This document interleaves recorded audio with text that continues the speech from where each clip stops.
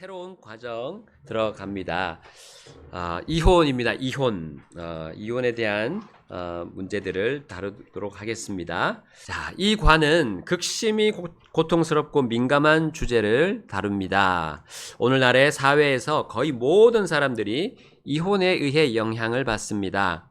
자신들이 이혼을 하였든지 가까운 친구나 친척이 이혼을 경험하였든지 또는 이혼으로 인해 깨어진 가정생활을 경험했을 수도 있습니다.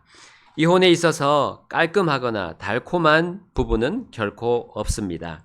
그리고 이혼의 고통에 비할 수 있는 것이 없다고 해도 과언이 아닐 것입니다. 자, 우리나라도 지금 많은 이혼율이 있다고 지금 통계적으로 많이 계속 나오고 있더라고요. 보면 2001년부터 2022년까지 이렇게 쭉 이혼율을 한번 이렇게 계산을 해봤는데 거의 그 혼인 건수에다가 이혼 건수 이렇게 해서 나눠서 해보니까 거의 40% 가량 된다고 합니다. 그만큼 이혼이 이거 정확한 우리가 수치라고 또 이렇게 할 수는 없지만 이혼율이 많이 올라가고 있는 모습을 볼 수 있습니다. 여러분 주위에도 많이 들리실 거예요. 이혼했다는 소리들이 많이 들리고 또 가까운 쪽 가족 가운데서도 있을 수도 있고요. 이거 참 그런데 이것이 또 교회 안에 우리 그리스도인들 안에 또 들어오는 또 그런 문제이기도 하고 또 이혼한 가정이 들어오기도 하는 그런 문제이기 때문에 굉장히 중요한 또 과정이라고 보여집니다.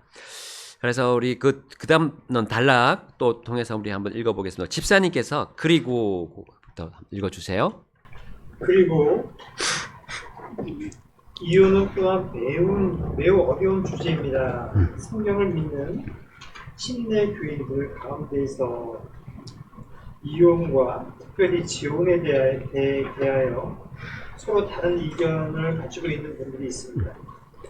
인생에 있어서 가장 힘들고 가슴을 찢는 듯한 상황에 처한 분들께서에게 경건한 동정심으로 성경의 건전한 가르침을 적용하는 일은 어떤 사람이라도 그의 신앙이 시험을 받게 하며 절대로 쉬운 일이 아닙니다. 이혼만큼 우리로 하여금 죄를 미워하게 만드는 일은 거의 없을 것입니다. 이 주제는 시간적으로 매우 타당한 주제입니다. 다음의 통계에서 알 수 있듯이 이혼이 붕괴되고 있는 속도는 걷잡을 수 없을 정도입니다. 그 밑에 부분부터 이제는 미국의 통계입니다. 그래서 우리 옆에 우리 전자매님께서 한번 또 읽어주시겠습니까? 이혼을 가장 앞장서고 있는 나라는 미국입니다. 1994년에 거의 120만 쌍의 부부가 이혼을 했는데 그것은 인구 1000명당 4.6명에 해당합니다. 이 이혼 건들에 의해 영향을 받은 18세 미만의 자녀들의 수는 약 100만 명입니다. 오늘날 결혼한 부부들의 약 47%가 이혼으로 끝을 맺을 것입니다. 통계적으로 결혼한 지 평균 7년 내에 이혼할 것입니다. 이혼율은 1960년 이후로 3배로 뛰어올랐습니다. 오클라호마 주립대학교의 연구에 의하면 무과실 책임 이혼법이 44개 주에서 이혼율을 올리는 데 기여했습니다. 네바다주가 최고치 이혼율을 기록하고 있고 매사추세츠주가 최저치를 기록하고 있습니다. 국립보건통계센터에서 1988년에 실시한 연구에 따르면 한 부모 가정에 속한 자녀들은 두 부모 가정의 아이들보다 고등학교를 못 마치고 자퇴할 가능성이 더 크고 10대 기간에 임신할 경향이 있으며 약물을 남용하고 불법적인 기행에 빠질 가능성이 더 크다고 합니다. 이건 미국에 해당하는 거지만 또 우리나라도 역시나 이 이혼율이 계속해서 올라가고 있습니다. 이게 그래프 상으로는 여러분 통계청 가서 보시면 그래프 상으로 떨어지는 것처럼 보이는데 이거는 결혼 건수가 혼인 건수가 줄어드니까 같이 줄어드는 거라고 합니다. 그러니까 계속 비율적으로는 계속 유지가 되고 있어요. 이혼율이. 그러니까 참 이 마지막 때로 향하는 부분인데 우리 이 세상이 미국의 경우에는 이런 법 무과실 책임 이혼법이란 이 법 때문에 이런 이혼율이 증가한다라고 이렇게 물론 여기 국립 보건통계센터에서 하는 거지만 우리는 그 이유를 사실은 뭐 잘 알고 있습니다. 성경에도 나온 것처럼 죄가 더 불어나게 되면 이런 가정의 문제가 더 심화되고 결국 이혼이 계속해서 증가할 수밖에 없다는 것을 우리는 알 수 있고요. 그래서 이 파급 효과는 너무나 큽니다. 가정이 깨진다는 거는 이거는 우리 특별히 자녀들에게 엄청난 악영향을 미친다는 것을 여기서 보여주고 있습니다. 자, 1986년 이 캐나다의 경우가 또 나오네요. 인구 1000명당 1986년 좀 오래됐지만 그때 벌써 3.0명, 1000명당 3.0명이 이혼을 경험했다고 하고요. 또 호주도 역시나 여기도 무과실 책임 이혼법이 시작되면서 총 11만 4천 쌍이 결혼했고 그 중에 4만 5천 630쌍이 이혼했다고 했습니다. 자, 이것은 2.6%의 이혼율이고요. 건수로는 40%의 이혼율입니다. 우리나라도 여전히 이 20년 이상 지금까지 기간 동안 40%의 이혼율이 나오고 있습니다. 자, 이때 이혼한 사람들 중에서 남자의 62%와 여자의 79%가 24세 이전에 결혼을 했습니다. 여자의 35%는 20세 이전에 결혼했고요. 평균적으로 결혼 후 10.1년이 되어서 이혼을 하였고 비교적 젊은 시기에 결혼해서 두 자녀를 가진 부부들이 이혼을 했다고 합니다. 이 호주의 경우가 그렇네요. 우리나라는 지금 다른 전 세계적으로 그러겠지만 우리나라도 황혼 이혼이라고 또 나와서 다 이제 책임을 다 하고 자녀에 대한 책임을 다 하고 이제 이혼을 하는 경우들이 또 막 늘어난다고 수치상 나오고 있습니다. 자, 이 통계 자료들은 이혼을 하지 않고 함께 사는 행복하지 않은 부부들은 포함하고 있지 않는다는 거죠. 자, 이 자료들에 관하여 가장 슬픈 사실은 이 숫자들 속에 우리 그리스도인들도 포함되었다는 것입니다. 자, 그러므로 이 주제는 공부하기에 매우 현실적입니다. 이혼이 어떻게 예방될 수 있을까? 그리고 교회가 이혼을 어떻게 다루어야 되나? 자, 우리는 이혼하신 분들을 어떻게 또 대해야 할까요? 자, 심내교회 안에서 이혼한 그리스도인들을 위한 사역이 있는지 이것도 우리가 한번 또 살펴봐야 될 그런 과제라고 생각합니다. 자, 언제나 그렇듯이 하나님의 말씀은 우리의 절대 확실한 가이드입니다. 자, 이 관은 마태복음 19장 3절에서 12절에 기록된 이혼에 관한 우리 주 예수님의 가르침에 그 중심을 둘 것입니다. 자, 여기 넘어가 보시면 이제 예수님께서 이제 당시 바리새인들의 그런 이혼에 대한 문제로 나누어진 것을 우리 알 수 있는데 64페이지 그 부분에 이문영 부형님께서 한번 읽어주세요. 64페이지 맨 위에 단락. 네. 예수님 당시에 바리새인들은 이혼 문제로 둘로 나누어 있었습니다. 네. 보수적인 샴마이라피 학교에 속하는 바리새인들은 간언이 연루된 경우에만 이혼이 허용된다고 가르쳤고 매우 진보적이었던 힐렐라피 학교 교수들은 남녀는 모든 이유로 그의 아내와 이혼할 수 있다고 가르쳤습니다. 즉, 그에게 기쁨이 되지 못하는 어떤 이유로도 이혼할 수 있다고 믿었습니다. 유대교 미슈나 유대교 불전 율법은 아내가 흥분하면 머리를 하고 기꺼이 나타나서 이웃집에서 다 드릴 만큼 또는 그 침이 튀어서 이웃집 밥상에 다 더럽힐 만큼 큰 소리로 말하면 이혼 사유가 된다고 말합니다.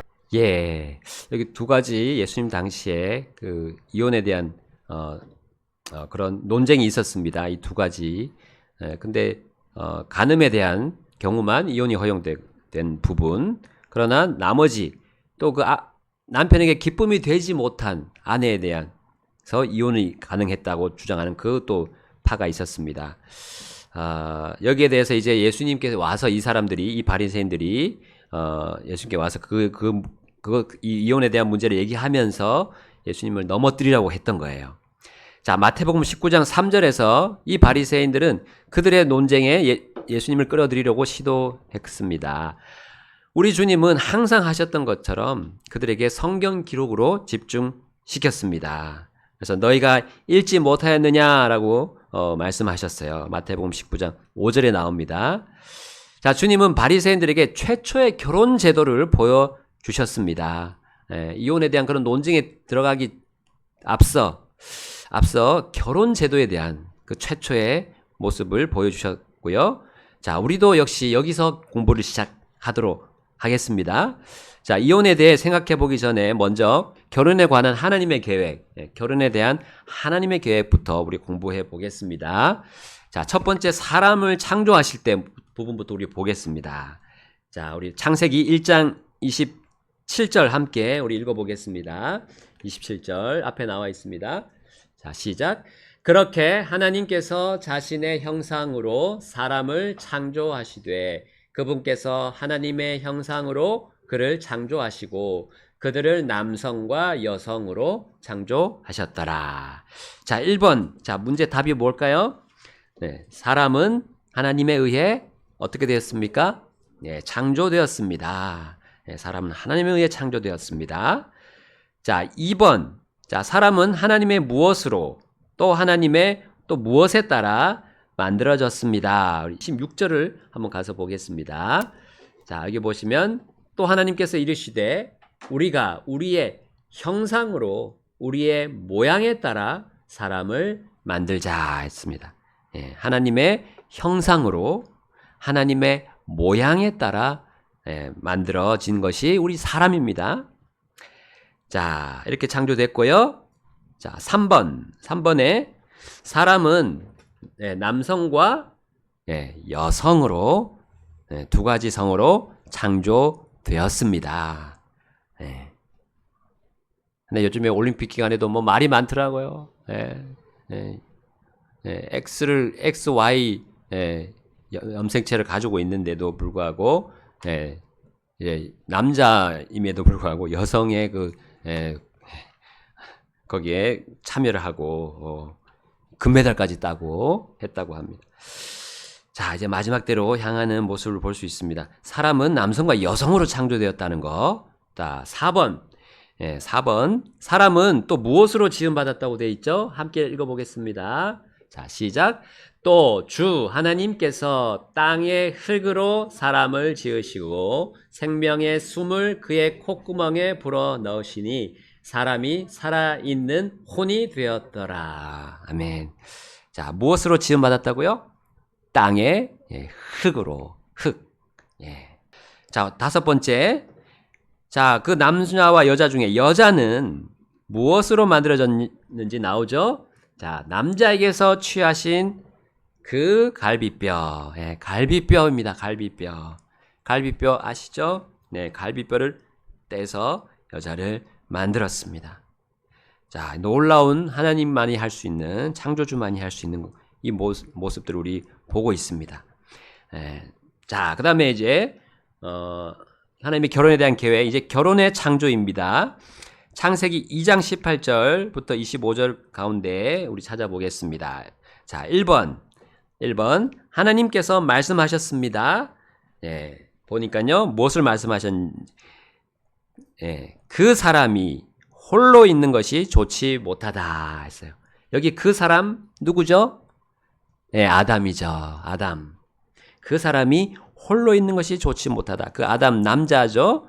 남자가 홀로 있는 것이 좋지 못하다 하면서 주님께서 그를 위한 또 무엇을 만든다고 했죠? 자, 그 전에 2번을 보겠습니다. 2번. 자, 동물들이 동반자를 향한 남자의 필요를 채워줄 수 있습니까? 라고 했어요. 자, 우리 20절 말씀 보게 되면 여기 몇 절이 안 나오죠? 20절 보니까요. 아담이 무슨 일을 했죠? 네, 모든 가축들, 공중의 날짐승들, 또 들의 모든 짐승에게 이름을 주었어요. 근데 아담은 보니까 자신을 위한 그 모든 동물들 중에서 자신을 위한 내조자, 동반자라고 했지만 뭐 내조자 같은 말이죠. 예, 찾지 못했다 했어요. 자, 필요를 채워줄 수 있었습니까? 예, 아니요? 네, 아니죠. 아니요. 우리 동물들은 우리 사람의 그 완전한 필요를 채워줄 수 없습니다. 자, 그래서 하나님은 이제 2장 18절에 그 남자를 위해서 한 사람을 만드셨는데 그 사람은 내조자라 했어요. 합당한, 그를 위한 합당한 내조자를 만들겠다 하셨습니다. 자, 여기 뭐 영어 보시게 되면 help죠. help meet. 자, 여기 meet라는 단어, 이 단어 우리 조희선 자매님께서 한번 읽어주시겠습니까? meet이라는 단어는 적당한, 알맞은 또는 용어에 상응하는이라는 의미입니다. 조력자 meet라는 말은 열등한 의미를 전혀 담고 있지 않고 내가 그 남자의 완성자라는 뜻입니다. 예. 아담의 다른 반쪽이었습니다. 예. 반쪽이라고 우리 표현하잖아요. 반쪽이 만나서 이제 완전하게 하나가 되는 그것을 우리 남편과 아내의 그 의미로 받아들이고, 이 바로 내조자, 네, 돕는 사람, 네, 라고 우리 또 할 수가 있겠죠. 자, 그래서 하나님께서 그 돕는 사람을 만드셨다는 거. 자, 4번 넘어가세요. 자, 하나님께서 그 여자를 남자에게로 어떻게 하셨죠? 어떻게 하셨죠? 네, 데려오셨다 했어요. 데려오시더라 쓰셔도 되고 데려오셨다 하셔도 됩니다. 네.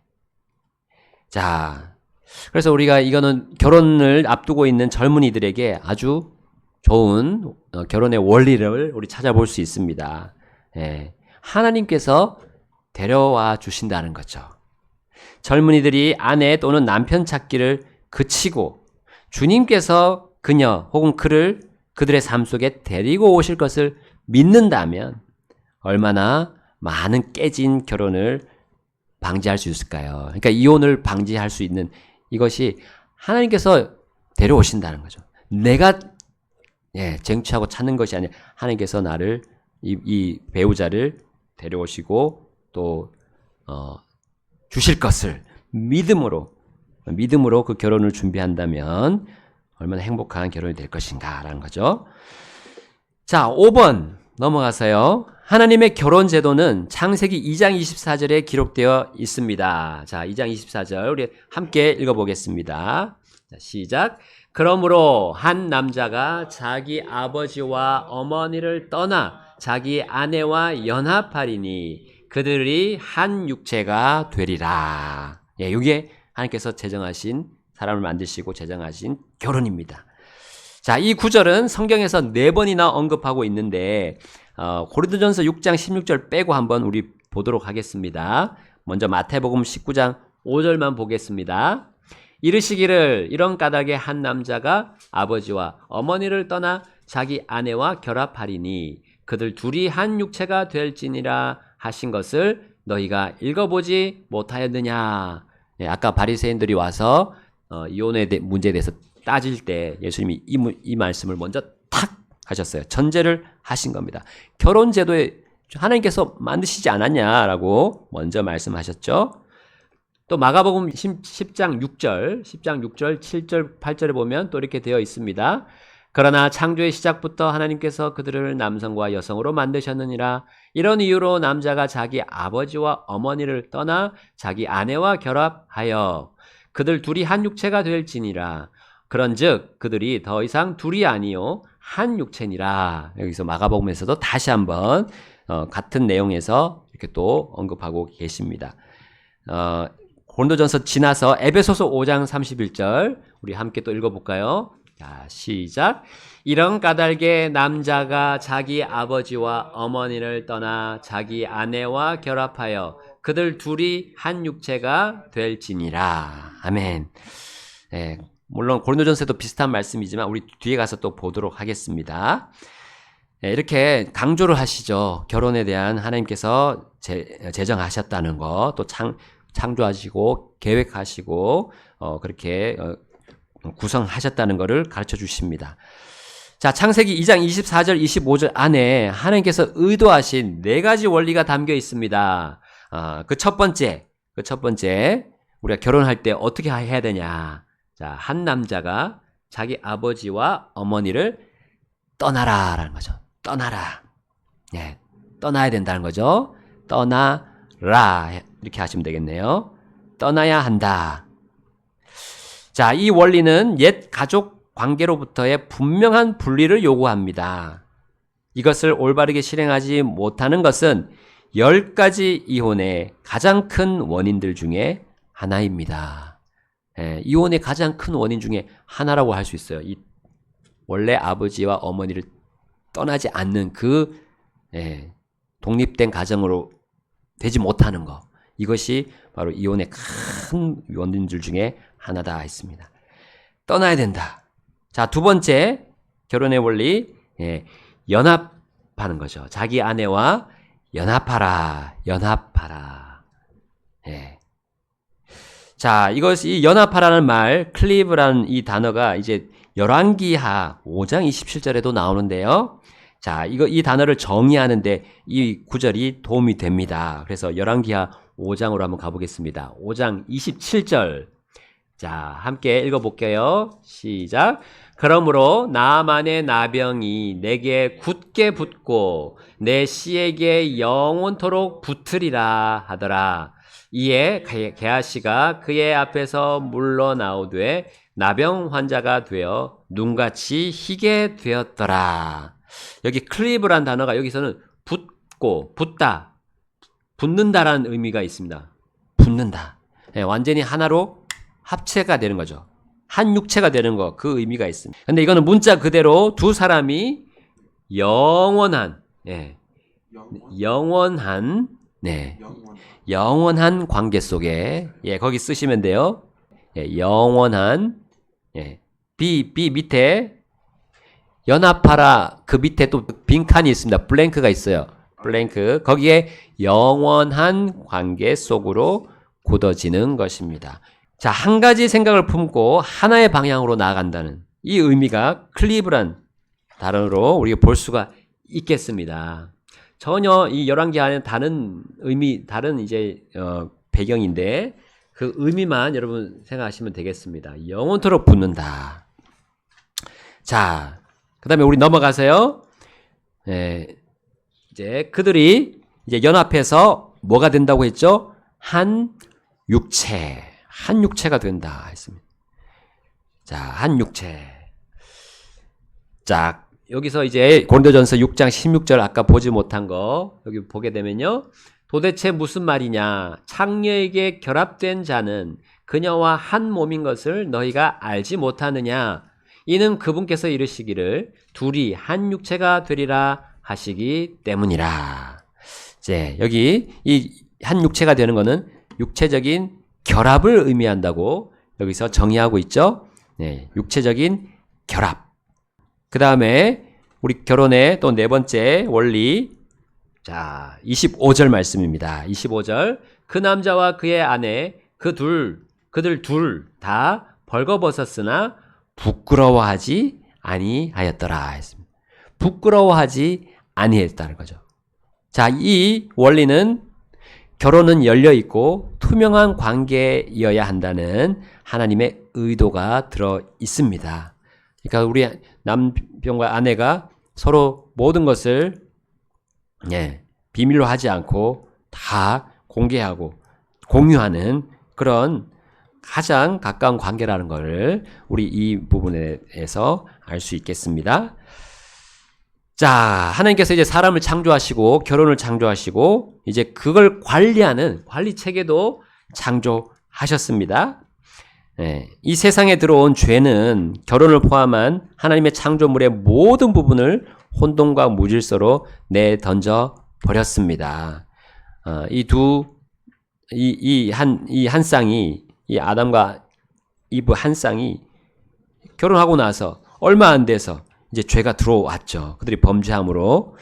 자, 우리 창세기 3장 12절 보니까 얼마나 그 가정이 빨리 깨어질 수 있는지 우리에게 보여줍니다. 3장 12절에 보니까 비난합니다. 남자가 아뢰되 주께서 나와 함께 있으라고 주신 그 여자, 곧 그녀가 그 나무에서 나는 것을 내게 주어서 내가 먹었나이다. 책임 전가하죠. 그러면서 아내를 고소하는 일이 바로 벌어지는 걸 보십시오. 우리 가정이 얼마나 빨리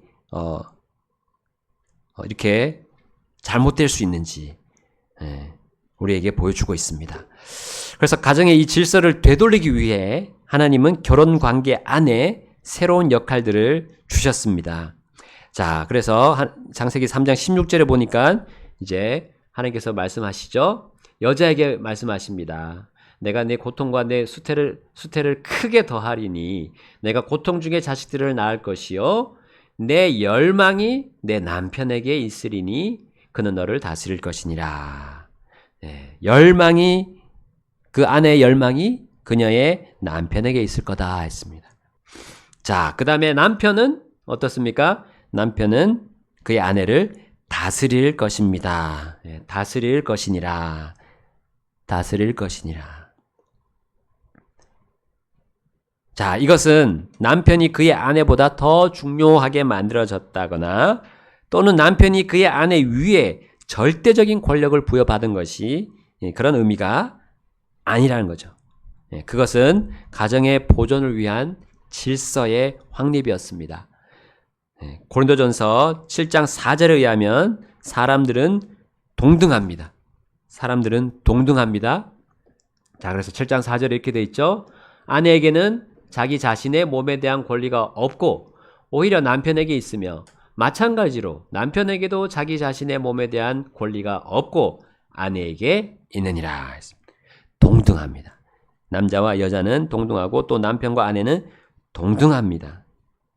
이거는 가정의 보존을 위한 질서 확립이고 이혼하지 않도록 하나님이 정해주신 관리 체계라고 할 수 있습니다. 그래서 아내는 남편에게 붙어 있어야 되고 또 남편은 그 아내를 잘 다스려야 된다는 거죠.